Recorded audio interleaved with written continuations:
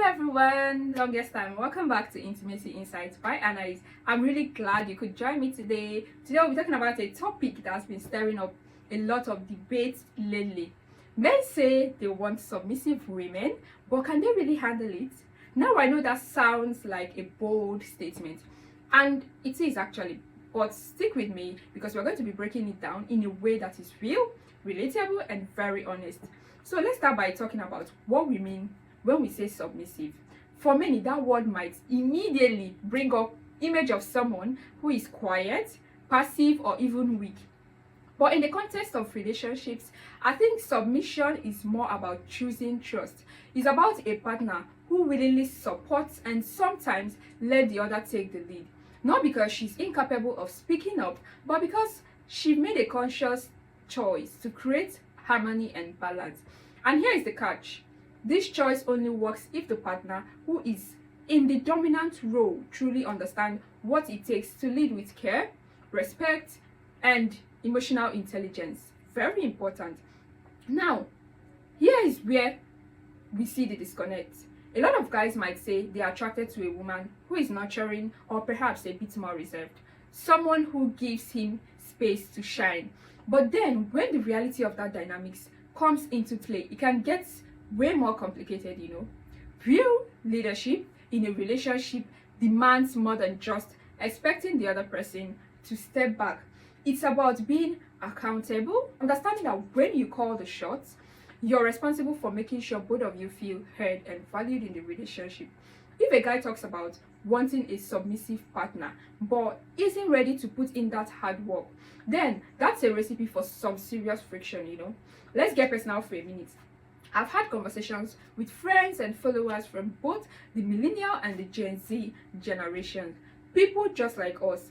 One recurring theme is that many of us have observed or experienced situations where the idea of submission gets twisted into something very unhealthy.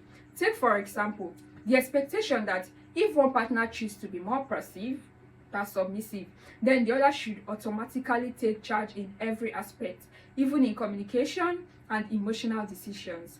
That's not so. When that balance isn't maintained, it often leaves the more submissive person feeling sidelined, unappreciated, or even trapped in a role they never really wanted. Now, let's flip the script a bit.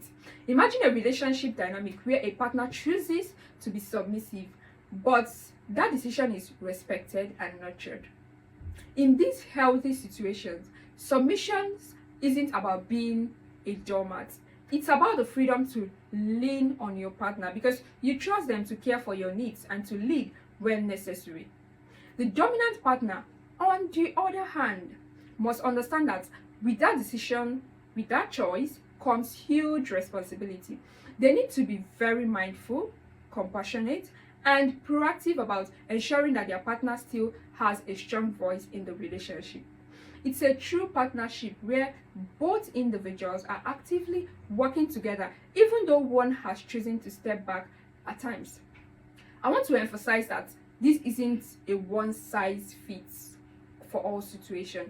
Our experiences vary widely, and many of us, whether you identify as a submissive partner or a dominant partner or something else entirely in your relationship, we all have our own unique takes on what we need in a relationship. The key here is communication. I will not stop hinting on communication. It doesn't matter if you're part of the millennial crew or a Gen Z go-getter. Open communication about what you expect and what you can give are very essential. Let's say you're somebody who prefers a more laid-back role in the relationship. It's important to express that clearly to your partner, so your partner knows that this isn't about weakness or lack of ambition. It is about how best you support each other. And for those of you who find yourself on the other side, the dominant partnership side or the dominant partner side, I want you to take note. When you say you want a supportive, submissive partner, ask yourself, am I really prepared to be the leader that ensures this dynamic or this relationship works healthily?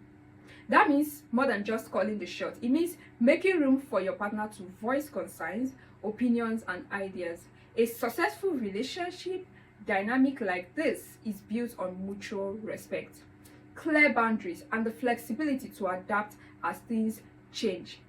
I've seen some really heated debates online while I was away, where the conversation spiral into all women are the same or men don't just understand. But truthfully, these issues cut way more deeper than gender stereotypes. They are about the societal expectations we all inherit, the cultural narratives that push us into certain roles, and the reality that relationships are messy, complicated, and incredibly human.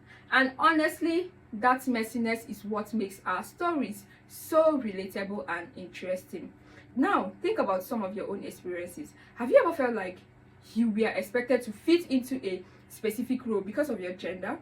Or maybe you've noticed that when a woman in your cycle shows vulnerability or chooses not to take charge in every decision, there is pressure, sometimes very subtle, sometimes not, to conform an outdated ideal of what she should be doing. These are questions we need to ask ourselves and our partners. We also have to talk about what happens when expectations doesn't match reality. Very important. If you're a man who dreams of a partner who is ready to support you unconditionally, but you haven't taken the time to create an environment that truly respects her choices, then you're setting both of you up for disappointment. On the flip side, if you're someone who is more comfortable with a passive role, you deserve to be in a relationship where your choice is celebrated as a man rather than exploited. The focus should be on partnership and growth. Two people charting a course together, each person playing their own part. One of the strongest message I keep hearing is that no relationship dynamic works unless both partners are fully into it. It's not about one person being the leader and the other being the follower. It's about each person recognizing their own worth and having the freedom to contribute in the way that suits them the best in that relationship. Whether that means one partner leads in some areas while the other takes charge in different aspects. The goal is to have a balance in the relationship. So, what can we do to make this dynamic work better? For starters, we need more honest conversations in relationships. Let's break free from the idea that if you are submissive, your opinion doesn't matter. In fact, your perspective is incredibly valuable and deserves to be heard. For the partner in the dominant role, it's very essential to check in regularly, ask for feedback, and really listen to your partner. Simple questions like, how are you feeling about the decision we made? Or is there something you did like to do differently? It can go a very long way. So before I wrap up today, let me leave you with these thoughts. Every relationship is a living, breathing entity that evolves over time. What worked yesterday might not work today, and that's completely okay.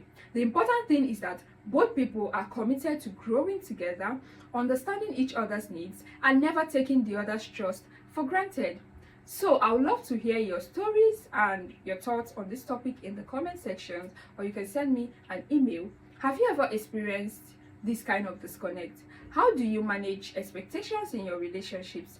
I want you to drop your thoughts in the comments. Your experiences not only validate yours, but might really help someone else out there who needs this. If this conversation struck a chord, I want you to give it a thumbs up, share with your friends, and make sure to subscribe to this channel if you haven't subscribed already. I've got plenty more real talks coming your way, and I can't wait to keep exploring these issues together with all of you. Thank you so much for hanging in here while I was away and being part of our community here at Intimacy Insight by Annalise. Remember, your voice matters, and together we can challenge outdated ideas and build relationships that are as dynamic and multifaceted as we are. I'll see you in the next video. Stay real, stay respectful, and most of all, stay you. Bye.